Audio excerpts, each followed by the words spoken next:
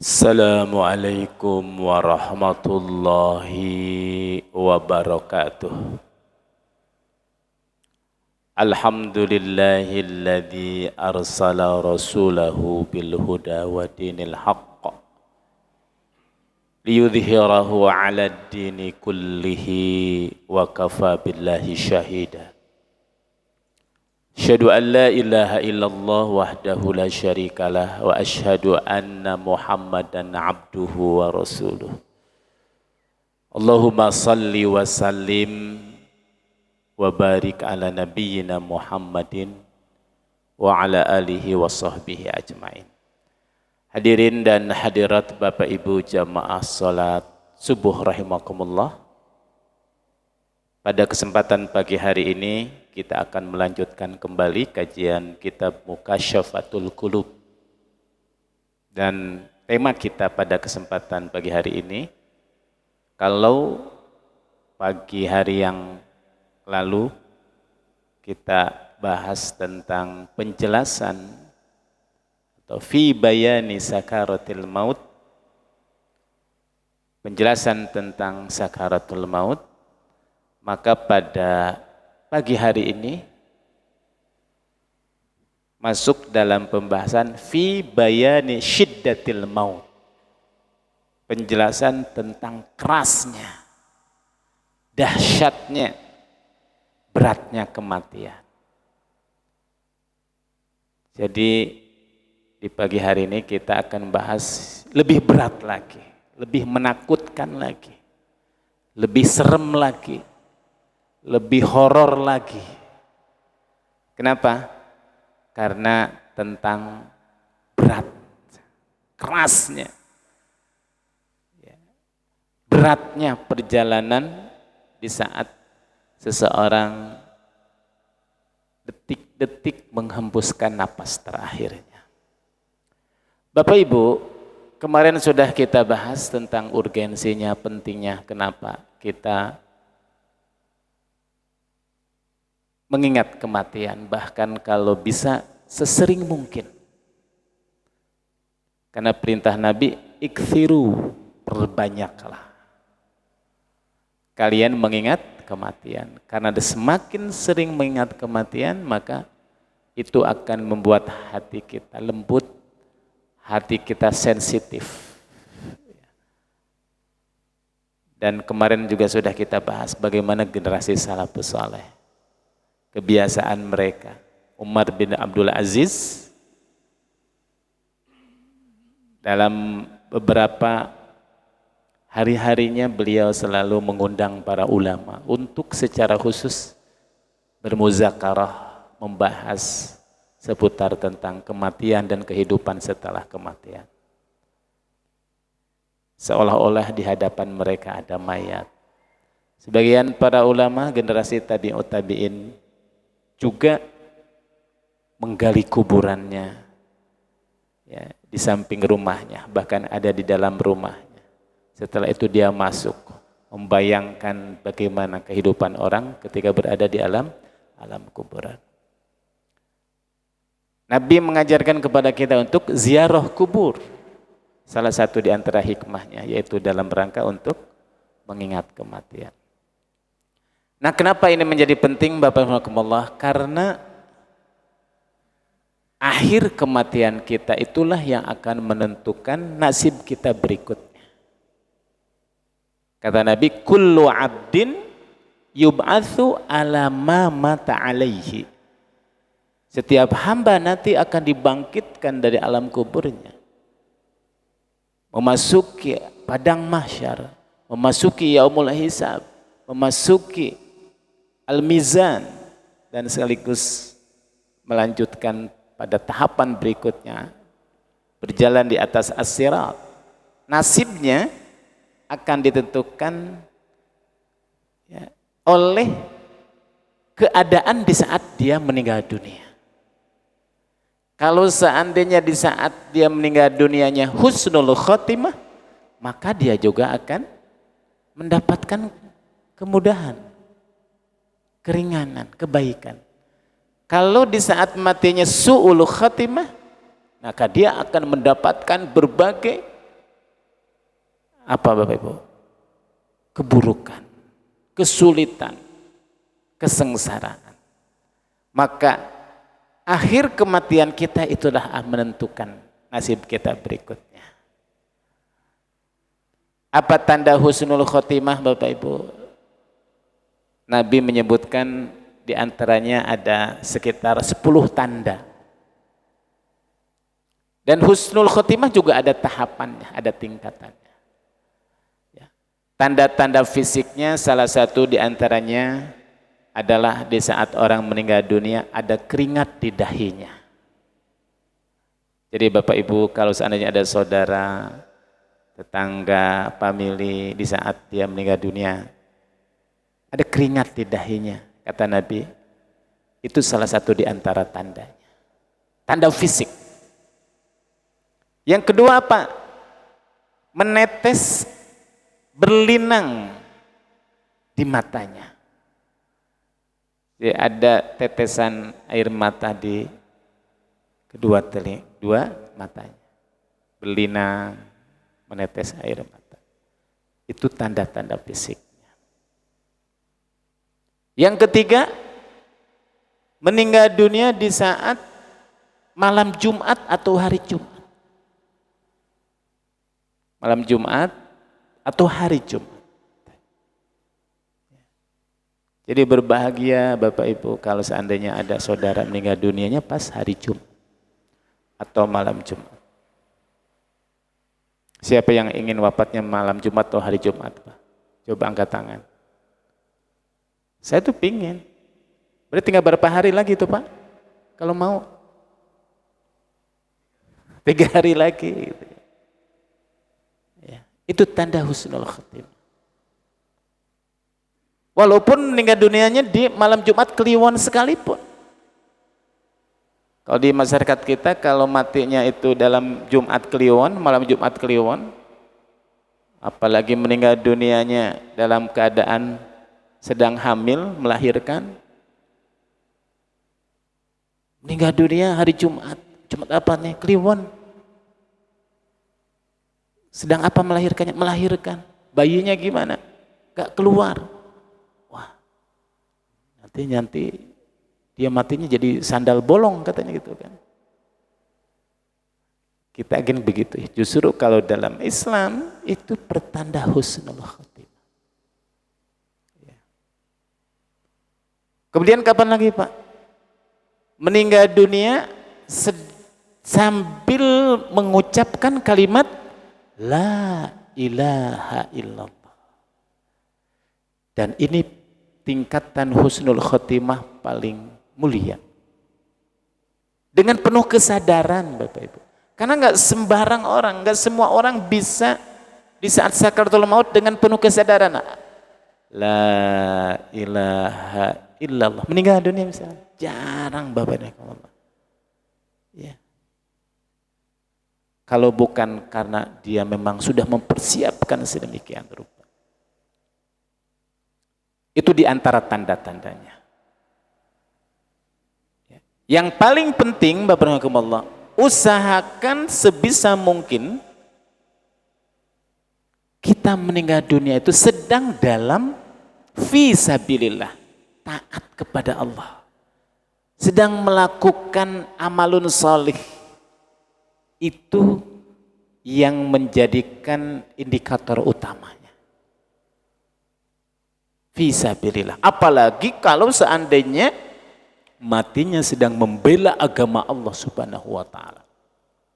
Itu di antara tingkatan husnul khotimah yang paling tinggi. Ya. Tingkatan paling rendah, paling umum husnul khotimah itu apa? Mati dalam keadaan membawa Islam dan iman. Mati dalam keadaan muslim. Itu tingkatan yang pertama. Dengan kata lain, dia mati tidak dalam keadaan murtad. Kalau tadinya muslim pindah agama mati, nah itu udah su'ul khotimah. Karena tidak dalam keadaan sebagai seorang muslim mukmin. Ya. Itu Bapak Ibu. Puncaknya di saat seorang mengucapkan la ilaha illallah. Itu. Yang kedua, tanda su'ul khatimah. Tandanya apa? Tanda fisiknya kata Nabi diantaranya adalah satu, ketika dia meninggal dunia dalam keadaan mulut berbusa dan mengeluarkan lendir. Yang kedua, kulitnya, mukanya, badannya legam, kebiru-biruan. Kan biasa kalau orang meninggal dunia itu kan putih, pucat. Ini legam. Di saat meninggal dunia kemudian dia tenggorokannya mendengkur, ngorok seperti seekor anak unta yang digorok ketika disembelih. Dan ketika meninggal dunia meregang, kan itu kan. Mungkin Bapak Ibu rahimakumullah kita menyaksikan kalau lagi motong sapi ketika kurban itu Pak. Pas terakhir itu meregang kan gitu seperti itu. Dan yang pasti orang su'ul khotimah ketika meninggal dunia sedang tidak dalam keadaan taat dan kebalikannya dia sedang bermaksiat. Apa Bapak Ibu? Misalkan dia meninggal dunia sedang apa? Mati karena apa? Minum arak oplosan misalkan itu kan. Karena kebanyakan satu baskom dia minum gitu kan, sedang pesta. Su'ul khatimah, nauzubillah. Meninggal dunia sedang apa? Sedang judi. Malam minggu di pos ronda main gapleh, judi gitu kan itu. Meninggal dunia kena angin duduk, su'ul khatimah. Kenapa? Sedang dalam keadaan melakukan kemaksiatan. Meninggal dunia sedang apa? Balap motor, taruhan lagi misalkan itu, kalah lagi, mati lagi. Nauzubillah. Nah, tinggal kita mau memilih Bapak Subhanallah. Kita mau mati dalam keadaan sedang apa? Ada orang yang mati sedang sujud, tunduk salat. Ada orang yang mati sedang baca Quran. Ada orang yang sedang mati sedang khutbah Jumat. Ada orang yang mati sedang hadir di majelis taklim. Kita tinggal memilih. Bapak Ibu rahimakumullah. Dan pilihan itu akan menentukan kehidupan kita selanjutnya. Karena awal kehidupan kita sesungguhnya mulainya dari mana Pak? Dari kematian.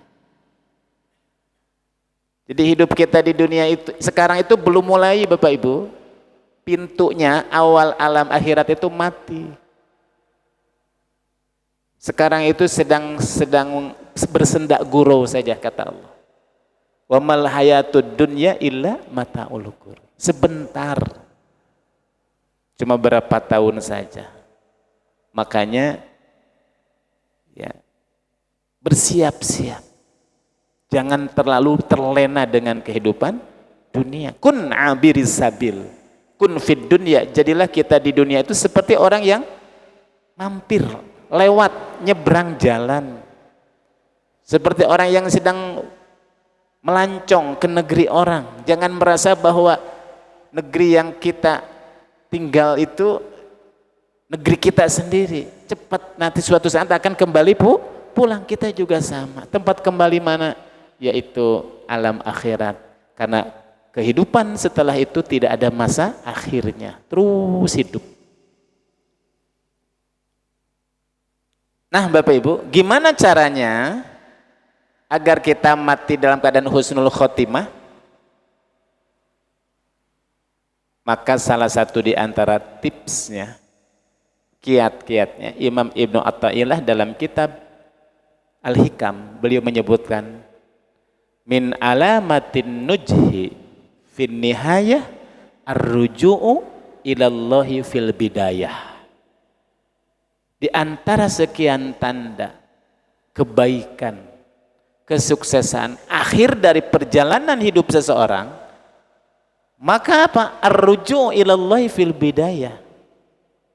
Kita harus kembali kepada Allah sejak dari awal kehidupan kita. Jadi kalau kita ingin menjadi orang baik di ujung, maka ketika kita mengawali hidup juga harus sudah dalam keadaan baik. Dan istiqomah terus Bapak Ibu. Kalau kita ingin mendapatkan tanaman buah duren, maka harus ditanam pohon duren. Hasilnya juga duren. Ya. Awali sejak awal kehidupan kita dengan penuh kebaikan. Kenapa Bapak Ibu? Ya. Kata Nabi, kullu abdin yub'asu ala ma mata alaihi.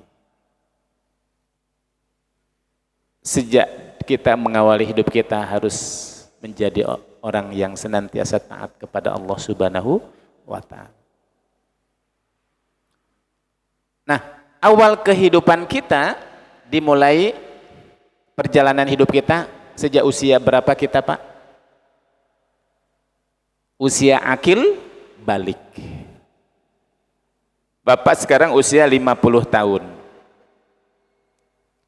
Mengawali kebaikan itu dimulainya kapan?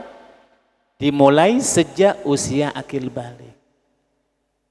Katakanlah kata para ulama, usia akil balik itu usia biologisnya ketika kita memasuki usia 15 tahun, Bapak Ibu.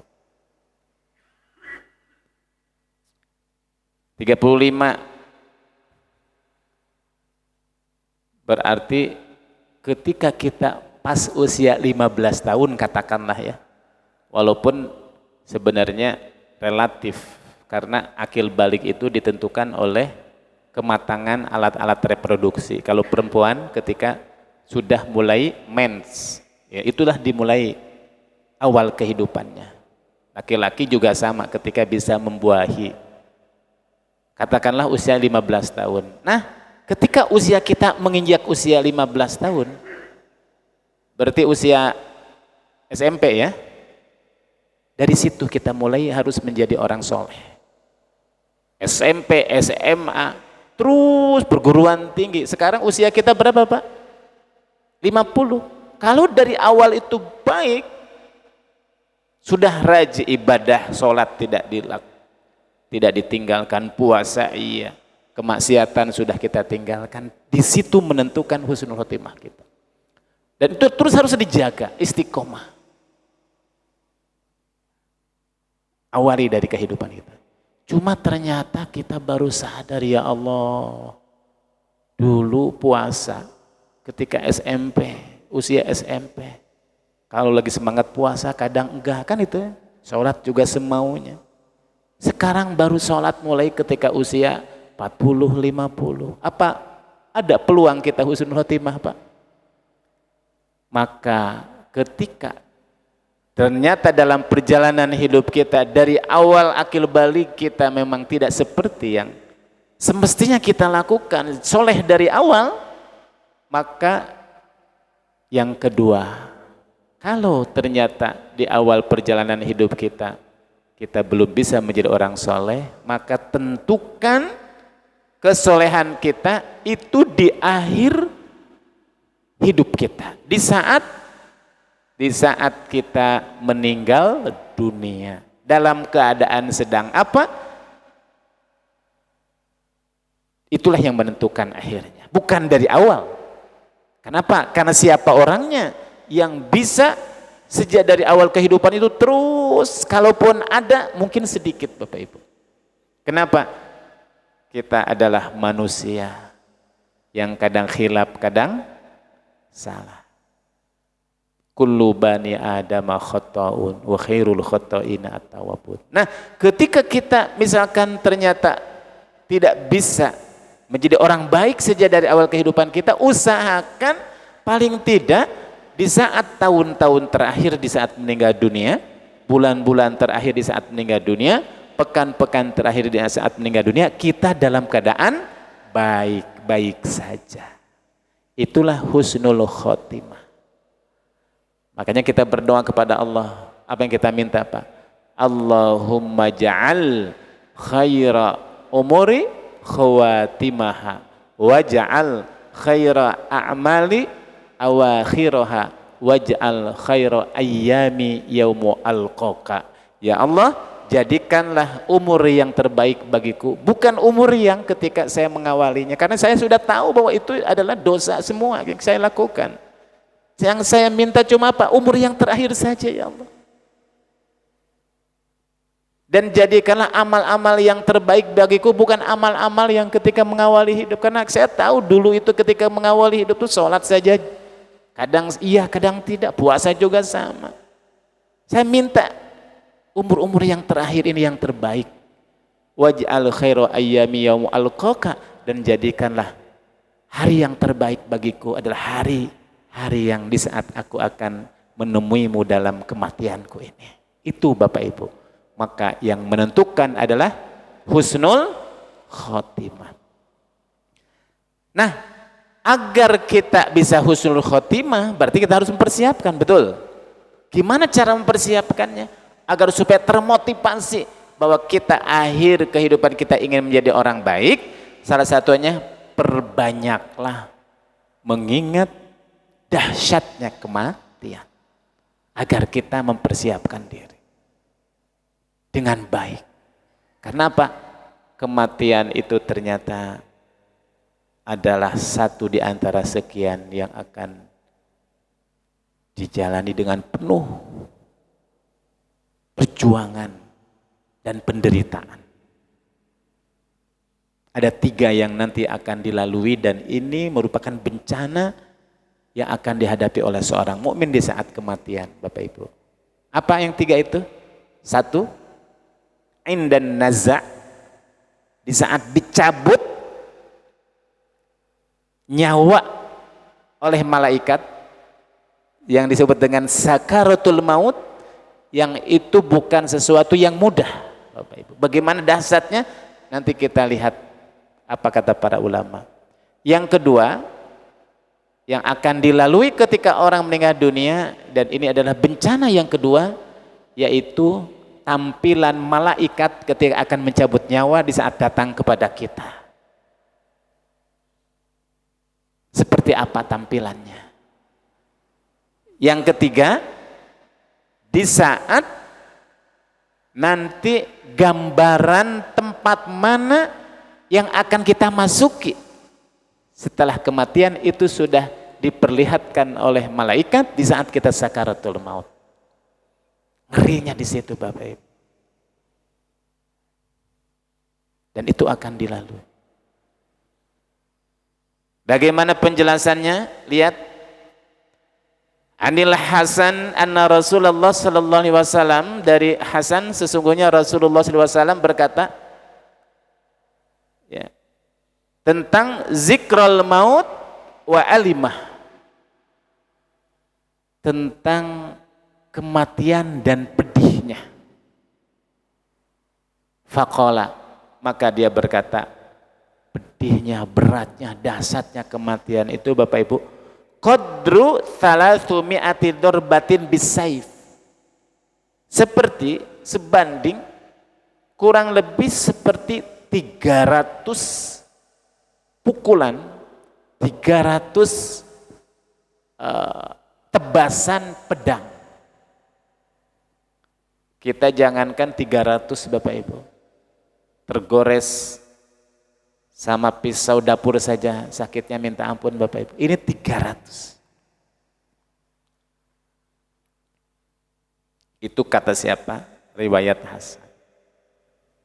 Makanya kenapa setiap hari selesai sholat, salah satu doa kita kepada Allah apa Pak?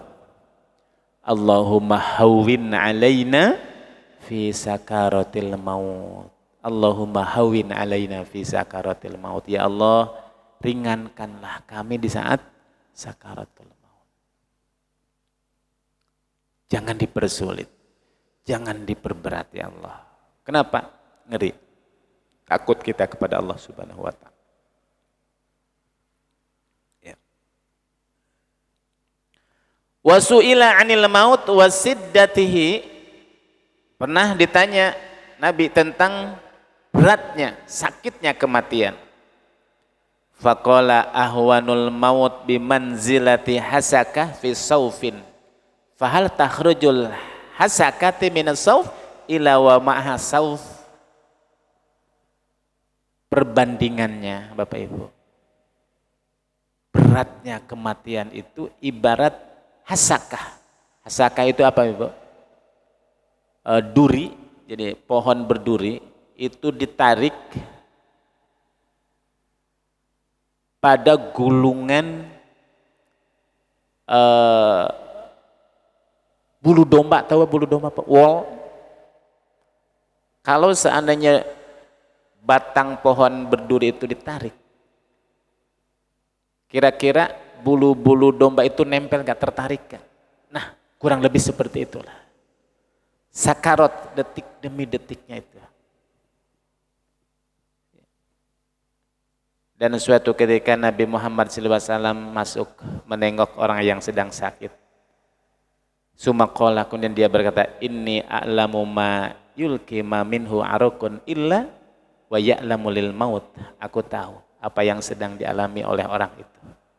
Kenapa? Apa yang dia temuinya itu. Setiap urat otot-otot yang dia rasakan ketika sakit itu, tidaklah dia merasakan kecuali sakitnya. Ya. Nah, Sayyidina Ali pernah ketika beliau dalam suatu pertempuran, yakhussu alal qital, ketika memotivasi, memobilisasi para pasukan untuk segera berangkat ke medan pertempuran, dia berkata, apa? Illam taqtulu, kalau seandainya kalian tidak terbunuh di medan pertempuran, tamutu, maka kalian juga akan mati. Walladzi nafsi biyadih, demi Allah, la alfu darbatin bisaib, 1000 pukulan aku dengan sebilah pedang, ahwanun alayya min mauti ala firasi, itu lebih ringan daripada aku mati di atas kasurku. Ya. Nah, ikhwan fillah rahimakumullah, itu sekilas tentang gambaran. Memang yang menceritakannya bukan orang yang mati Bapak Ibu, ya. Karena orang yang mati nggak sempat meninggalkan dan nggak sempat cerita kepada kita. Tapi begitulah para ulama memotivasi kepada kita. Kemudian di sini disebutkan wa yurwa, ya. Diriwayatkan di sini dalam sebuah hadis,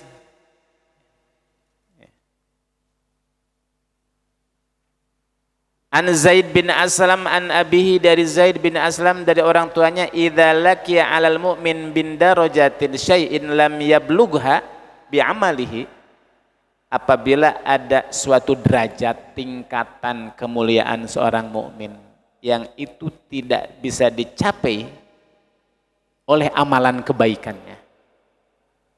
Ya, jadi kan tingkatan derajat seorang mukmin itu bertingkat-tingkat. Ada tingkatan kebaikan bisa dicapai dengan sholat, tingkatan kebaikan dicapai dengan amalan zakat, ada kebaikan yang bisa dicapai oleh birrul walidain. Setiap amalan itu punya fadilahnya. Ketika ada suatu tingkatan kebaikan seorang mukmin yang belum tercapai dalam hidupnya dengan amalan kebaikan apapun, maka apa? Syuddida alaihi al-maut, di saat kematiannya dia akan diberatkan. Supaya apa? Liyablu bisa karotihil maut, ya, darujatan fil jannah, agar supaya dengan sakaratul maut itu dia mampu mencapai derajat kemuliaan di surga. Wa idza kana lil kafir, nah adapun bagi orang kafir yang bukan mukmin, nggak punya iman, nggak punya Islam, ma'rufun lam yujzi bihi huwina alaihi. Misalkan ada seorang kafir yang dia itu di dunia ini melakukan amalan kebaikan, berbagi, membantu orang lain, memberikan kemanfaatan kepada orang lain. Karena itu kan kebaikan secara sosial. Itu diberikan oleh Allah Subhanahu wa taala katanya. Balasannya, salah satu balasannya itu apa? Huwina alaihi fil maut, bisa jadi ketika matinya itu dia diberikan keringanan. Liyastakmil thawaba ma'rufihi, agar supaya kebaikan yang dia lakukan di dunia itu dia dapatkan.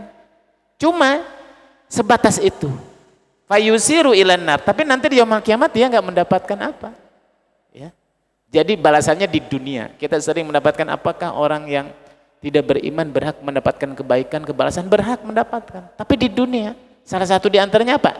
Pas sakaratul maut saja. Nanti setelah dia mati, dia hidup lagi, maka nanti dia digiring tetap oleh Allah ke dalam neraka. Itu kata siapa? Zaid bin Aslam dalam kitab ini. Wallahu a'lam bishawab. Ya. Kemudian Bapak Ibu rahimakumullah,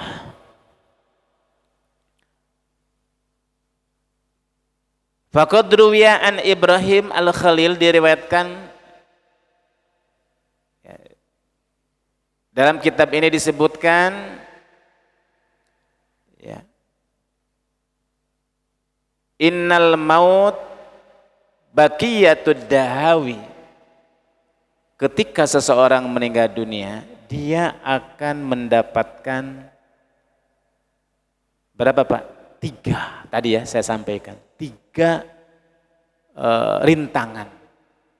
3 bencana. 3 ujian yang akan dilalui ketika sakaratul maut. Dan ini sangat berat. Apa yang 3 itu? Al-ula syiddatun naza. Nah, yang pertama kerasnya di saat dicabut nyawa itu. Tadi sudah disebutkan ya.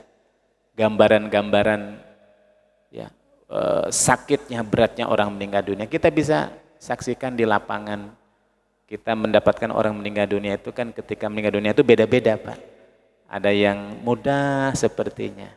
Seperti nggak terasa sakaratul maut itu dicabut oleh malaikat. Seperti orang mau tidur saja ada.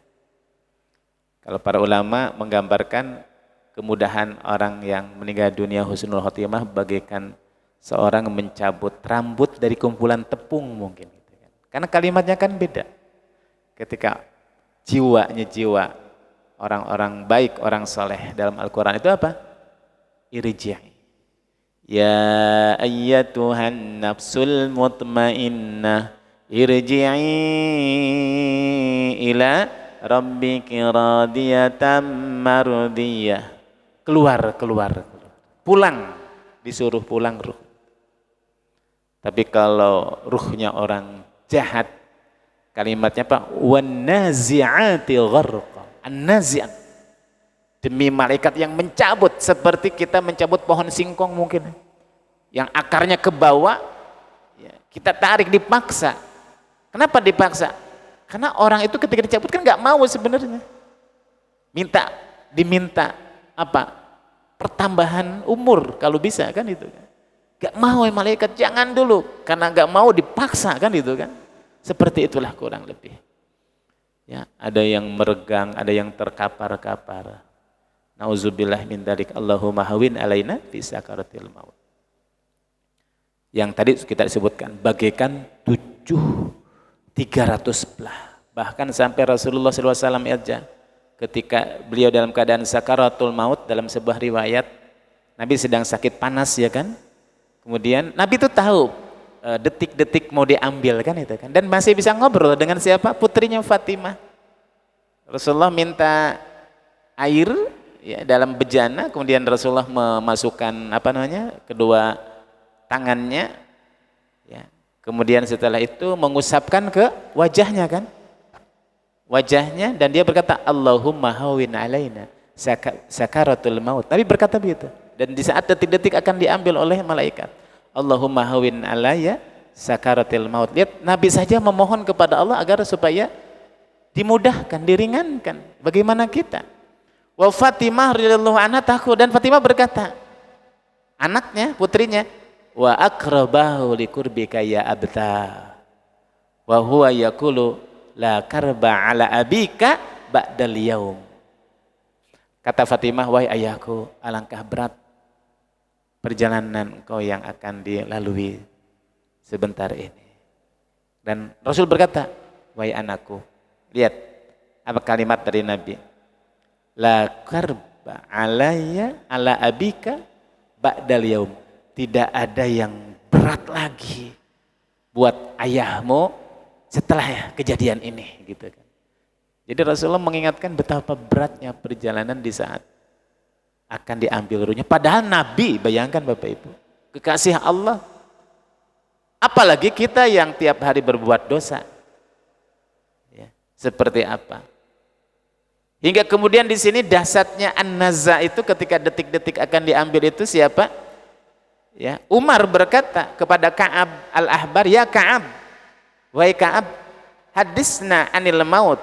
Coba jelaskan, ceritakan olehmu tentang kematian seperti apa.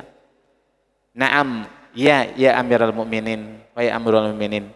Innal mauta, ingat ketika kematian akan datang kepada kita, dan di saat ruh dicabut oleh malaikat itu, kagusnin katsiri syaub, seperti sebatang pohon ranting yang penuh dengan duri, udkhila fi jawfi rajulin, itu dimasukkan ke jauf. Jauf itu kan mulut seseorang, kemudian ditarik, wa ukhidat kullu syaukin bi'arukin thumma jadzabahu rajulin, ditarik demi sedikit, ya.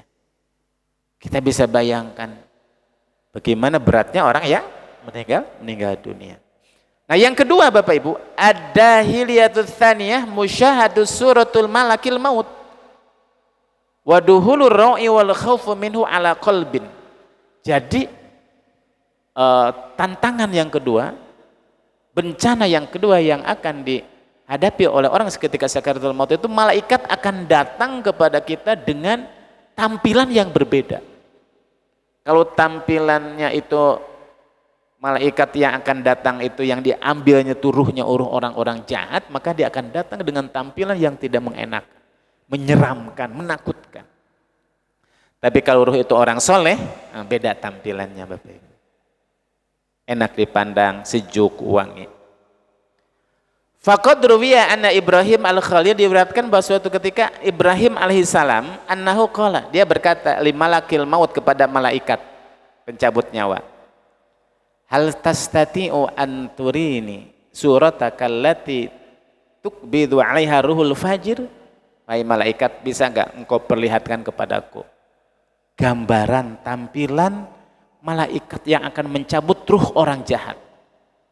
Qala, malaikat itu berkata, la tutiku dzalika, engkau tidak akan mampu, engkau tidak akan kuat menyaksikan. Fa'arid anni, apa? Aku akan datang memperlihatkan tampilan itu. Engkau berpaling, jangan lihat aku, gitu kan. Ketika Nabi Ibrahim memalingkan pandangannya, summa iltafata, kemudian menoleh lagi, fa idza huwa birajulin aswad, malaikat menampilkan tampilannya seperti seorang yang berdiri, hitam legam, asy'arul matin, rambutnya berdiri, ya, rambutnya berdiri, kayak gimana bisa dibayangkan, saking marahnya kan itu kan. Kemudian apa? Matinur rih, baunya busuk, aswadul thiyab, pakaian bajunya berwarna hitam, yakhruju min fihi manakhirihi, dari mulutnya keluar api yang menyala-nyala, wadukhon, dan asap. Faghasya Ibrahim, Nabi Ibrahim pingsan Bapak ya, ketika melihat itu, ya. Summa afaqa, setelah pingsan dia sadar lagi, ya. Wa qad ada malakul maut ila suratihil ula, malaikat sudah kembali ke bentuk semula, baru ditampilkan berapa menit Ibrahim langsung pingsan. Itu Nabi Ibrahim, Bapak Ibu. Ya. Dan kemudian dia berkata, ya malakal maut law lam yulkil fajr indal maut illa surata wajhaka lakana hasibuh. Kalau seandainya orang yang durhaka itu nanti melihat tampilanmu di saat engkau akan mencabut nyawa, cukuplah dia. Ya. Nah, itu bencana yang kedua. Gambaran. Yang terakhir, ad-dahiyatul tsalitsah musyahadatul usati mawadi'ahum minan nar. Beratnya, dahsyatnya ketika orang sakaratul maut itu orang akan melihat di saat akan dicabutnya tempat duduknya nanti setelah dia meninggal dunia di mana. Berarti kalau penduduk sorga digambarkan nih sorga nanti engkau. Kalau yang dilihatnya sorga, berarti mati pengen segera, ya kan? Pengen masuk saja bawaannya. Dan nanti mati menjadi sesuatu yang dirindukan. Tapi kalau seandainya yang dilihat itu adalah neraka, Bapak Ibu. Berarti apa? Gak mau mati. Seperti orang yang sedang tidur, mimpi. Dalam mimpinya itu diperlihatkan tiap hari apa Bapak Ibu? Neraka. Nyenyak gak? Gak nyenyak Bapak Ibu. Itu yang digambarkan oleh Allah kepada Fir'aun tiap pagi dan sore itu. Tiap hari itu neraka, neraka, neraka. Padahal belum masuk neraka, baru dilihatin saja. Seperti kita ketika tidur mimpi, mimpi itu dikejar-kejar setan. Lari, mau ditangkap, keluar keringat dingin gitu kan. Gak nyenyak, capek kita. Padahal kita gak kemana-mana. Itu salah satu bentuk penyiksaan terhadap orang fajir di saat dia mati dan akan berada di alam kubur, diperlihatkan.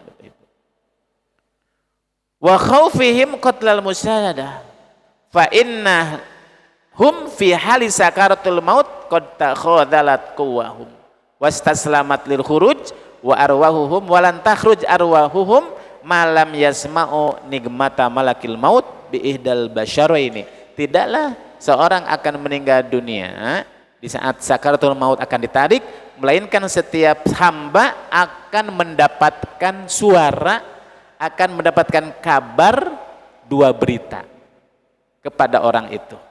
Apa?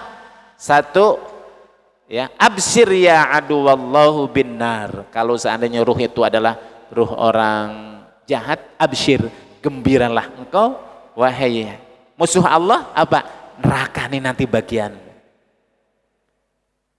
Tapi kalau penduduk surga nanti ruhnya orang soleh, absyir ya waliyallah, berbahagialah wahai kekasih Allah. Apa?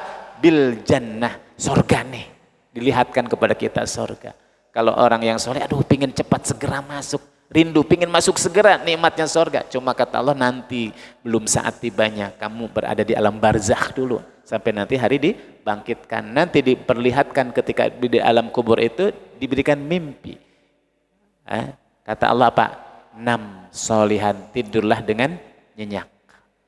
Pas bangun nggak terasa masuk apa? Hari kebangkitan. Tapi kalau orang-orang jahat itu kayaknya di dalam kubur itu lama, nggak bisa dibayangkan Bapak Ibu Allah. Kenapa yang dia lihat selalu neraka, bukannya surga? Ya. Wa min hadza kana khaufu arbabil albab. Oleh karena itulah maka takutlah kita. Dan Nabi berkata, lan yakhruj ahadukum minad dunya, tidak akan keluar seseorang dari dunia. Maksudnya tidak akan seorang mati nanti dan ruh dicabut oleh malaikat hatta ya'lama aina masirahu, hingga sampai dia tahu kemana dia akan kembali. Wa hatta yara maq'adahu, sampai dia akan melihat kemana, di mana tempat duduknya, minal jannah au annar, apakah dia nanti berada di surga atau di dalam neraka. Ngeri Bapak Ibu rahimakumullah. Ya. Nah, oleh karena itulah maka mari persiapkan diri untuk menghadapi kejadian yang sangat dahsyat, yang menakutkan dan mengerikan itu. Dan jangan lupa setiap hari berdoa selesai sholat, Allahumma hawwin alaina fi sakaratil maut wan najata minan nari wal afwa indal hisab. Ya Allah, berikanlah keringanan kami di saat sakaratul maut. Ya. Wan najata minan nar, selamatkanlah kami dari api neraka. Wal afwa indal hisab, dan diberikan kemaafan, kemudahan di saat nanti kita berada di yaumul hisab. Minta sama Allah Subhanahu wa taala, berdoa kepada Allah Subhanahu wa taala. Itu doa kita selamat dari dahsyatnya kematian, sakaratul maut. Kita minta kepada Allah agar di saat mati dalam keadaan husnul khotimah. Apa doanya? Allahumma ja'al khaira a'mari atau khaira umuri khawatimaha. Ya Allah, jadikanlah umur yang terbaik adalah umur terakhir, penutup di saat aku meninggal dunia. Waj'al khaira a'mali, jadikanlah amal-amal yang terbaik bagiku awakhiraha, amal-amal yang terakhir. Ya, di saat kita sudah mulai masuk usia senja, diberikan kemudahan, keringanan untuk selalu mudah memenuhi panggilan Allah. Hingga kita ingin minta meninggal dunia saat di masjid, meninggal dunia saat sedang sholat, meninggal dunia saat di majelis ta'lim, meninggal dunia saat sedang baca Quran. Sedang apa kita meninggal dunia itu ditentukan oleh aktivitas yang paling banyak dilakukannya kita apa. Kalau Bapak dan Allah hari-harinya tidak pernah meninggalkan sholat berjamaah, setiap ada panggilan azan, bisa jadi meninggal dunia sedang mau pergi sholat, atau sedang sholat, atau habis sholat. Kalau Bapak Ibu Allah misalkan waktu-waktunya di akhir-akhirnya seringnya adalah baca Quran, bisa jadi meninggal dunia saat baca Quran. Ya. Kalau misalkan hari-harinya selalu penuh dengan zikir, bisa jadi meninggal dunia saat zikir gitu. Jadi tergantung amalan apa yang dia sering lakukan. Kenapa? Orang mati di atas kebiasaan-kebiasaan amal itu. Nah, minta kepada Allah amal-amal yang terakhir ini yang Allah mudahkan untuk aku bisa beramal soleh. Waj'al khairu ayyami yaumu alqaka, jadikanlah hari yang terakhir adalah hari di saat aku berjumpa denganmu, di saat kematian. Ada satu lagi apa? Rabbana la tuzigh qulubana ba'da idh hadaitana wa hab lana min ladunka rahmah innaka antal wahhab. Itu doa agar supaya hati kita tidak tergelincir dengan godaan-godaan, bujukan-bujukan rayu setan. Atau satu lagi doanya, ya muqallibal qulub tsabbit qalbi tsabbit qulubana ala dinika. Itu juga doa agar kita istiqomah dalam ketaatan. Nah, Bapak Ibu sekalian, ini pembahasan kita di pagi hari ini. Sakaratul maut, kematian, baru nanti masuk pembahasan yang lebih menyeramkan lagi, fi bayanil qabri wa su'alihi, penjelasan tentang kehidupan di alam kubur dan pertanyaan-pertanyaan. Lebih menakutkan lagi. Ya.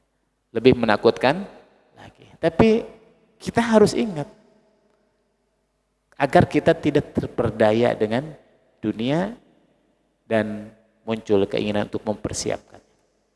Ya. Demikian Bapak Ibu sekalian, mudah-mudahan bermanfaat. Wallahul muwaffiq ila aqwamit thoriq. Wa nasrun minallahi wa fathun qarib. Wassalamualaikum warahmatullahi wabarakatuh.